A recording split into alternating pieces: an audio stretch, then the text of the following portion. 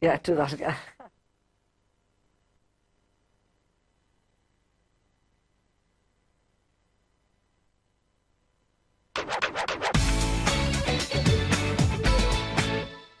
Hi there, welcome back. I'm chatting to clairvoyant psychic Katie Keeley, and we've just been talking about red knickers. Girls, you wear red knickers and it's supposed to, whoa, yeah, yes, make your sap rise.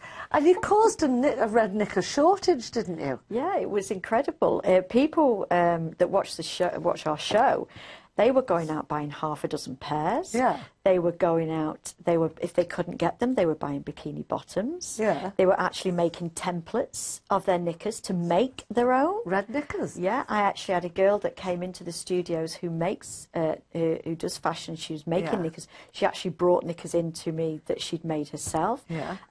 People were repairing knickers. I mean, have you ever heard of anybody repairing knickers? You just don't do it, do you? No, you don't. But they were repairing knickers. If a bow falls off, you chuck them away. It's well, it shows you the difference between your life and my life. You caused a shortage in red knickers. Yeah. I caused a shortage at John Lewis in flexies, which are the most unsexy things. They're like magic knickers. Yeah. They go from under your bust down to shorts at the top, and they slurp you in a full dress size. And I wore them for a fashion show I was doing, a big charity fashion show. And I went on stage, and all the women, loads of Liverpool women, they all went, oh, I like the dress. I said, look at this. This at the time, I said, it's a size 10, this dress. It's these knickers, these magic knickers that have done it. Yeah. Next day, sold out. You sell out sexy, gorgeous red knickers. I sell out flesh-coloured, plasticine-feeling, slimming pants. Yeah. Just life isn't fair sometimes, do you know? It really isn't. So now, let's look at the TV side of things. How did you get onto telly? I was always told that my path was television, and it was so that I could reach lots of people, because I'm very big on empowerment. I'm very big on, I'm sort of the nosy detective. I'm your one-stop psychic shop. Right. And when I do readings for relationships, I do everything to try and keep people together, and if not, then I'll look where, you know, if there's somebody new coming in. Yeah. And the very first time I went into the closed circle, my mentor went round everybody's, where are you taking your gift? Because everybody takes it in different directions. Right. And they got to me, and I just said, oh, I'm going on television. It wasn't even on television then. No. And sort of everybody looked round as if to say, well, she's got an ego. And it wasn't that. It was just, I was told it's TV, so therefore I'm going on TV. So do you utterly believe, if you hear a spirit voice saying you're going to do this, or you've got to go here, do you blindly follow what it tells you? There's only one time that I didn't, and I'd gone to do my aqua, and I'd worked at this pool for 8 years, and I knew everybody. And there was a new guy coming towards me, and I'd put my CDs on, and then I thought, I'd just nip to the toilet, back again. And as I walked out the room, I got shouted in my ear, he's going to pinch your money. Right. Now, I had £14 in my purse to feed 3 children from the Monday to the Friday, because my partner was coming home on the Friday. And that wasn't a lot of money. No. But even so, in those days, it wasn't a lot of money. And I thought, because I knew everybody, it was family, I'd been there 8 years. Yeah. So I went to the toilet, literally 2 minutes, came back, and he'd gone in my purse and took £10 out of my purse. And he had a drug, nobody knew, but he had a drug habit, and that's what he was doing, he was pinching off people. And you knew it was him? Yeah. Ooh. So that's the only time, time. I've been stood in Preston, and I've had shouted in my ear, and I was with 2 friends at the time. I've had shouted in my ear, someone's going to pinch your bag. Yeah. And I literally stopped them dead, and I said, just stay there. I took my coat off, I put my bag around me, then put my coat back on, made either of them stand either side. I said, right, we're okay now. Right, and you were? Yeah. Oh, yeah, right. yeah. Now, what about you? Just one of the things that was interesting, you were saying that when you need to heal someone, your hands tingle. Yeah. Do your hands tingle when you get near to someone that needs healing, whether they know it or not? Or if someone says, I have a bad back, I have this, the other, then do your hands tingle? Or does it happen with both? It'll automatically happen with both. Right. With both.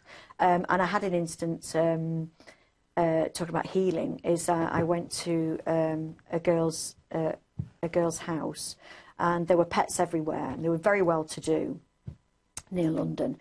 And they brought the tortoise out, and this guy brought this big tortoise out, and he said, I've had this blah-de-blah years. Yeah. And he said, but I'm not sure if there's something wrong with it. And I carry a pendulum everywhere.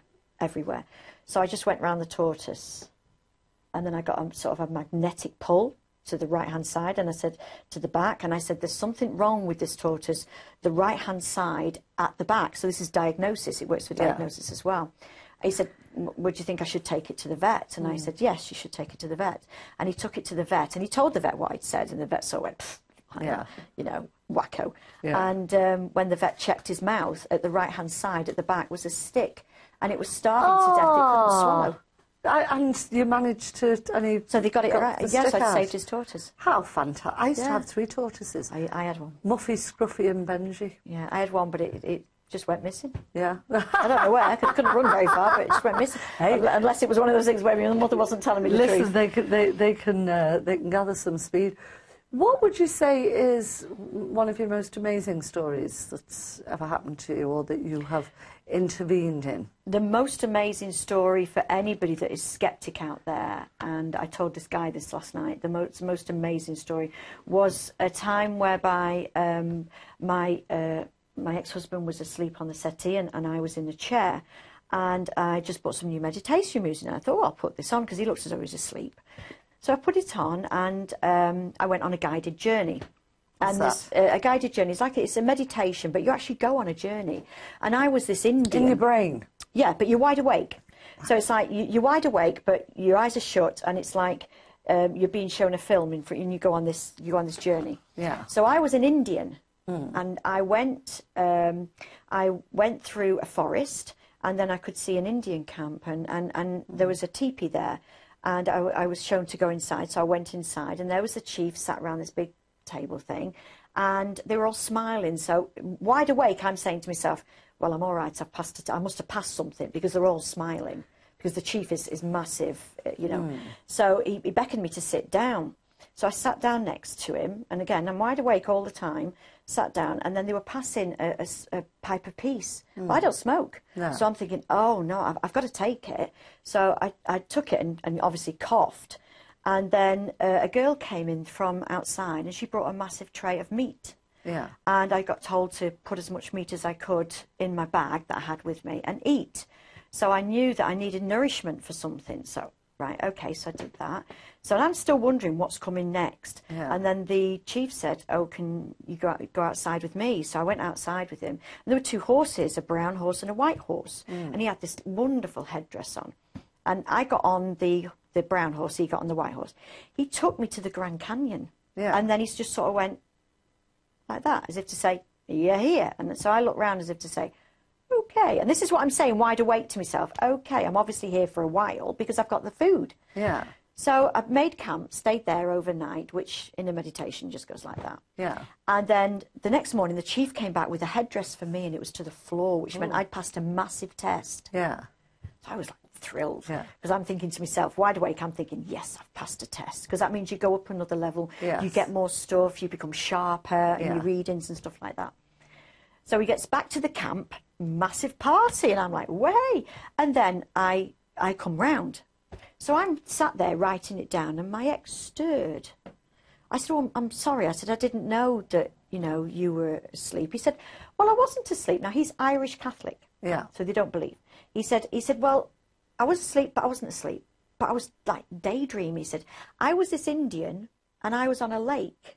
Well, a lake is your emotions, you see. And he said... And then I had to go up this icy mountain, which meant that he had a lot of things he had to face. It wasn't going to be a very good time for him. He said, and then the strange thing was, I was at the top of the Grand Canyon looking down, and I saw you with a chief, only I thought I was the chief. Now, you couldn't make that up. No, you couldn't. No way you could make that up. So where does that put him? Because he's above you. As he'd passed a bigger test quicker.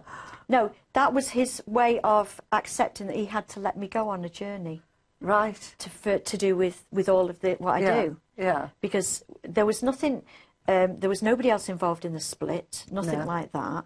But I had to go on this journey, and emotionally, he didn't want to let me go. Oh, that's quite fascinating. That's amazing. Well, listen, we're going to take another quick break, and we'll be back with Katie after this.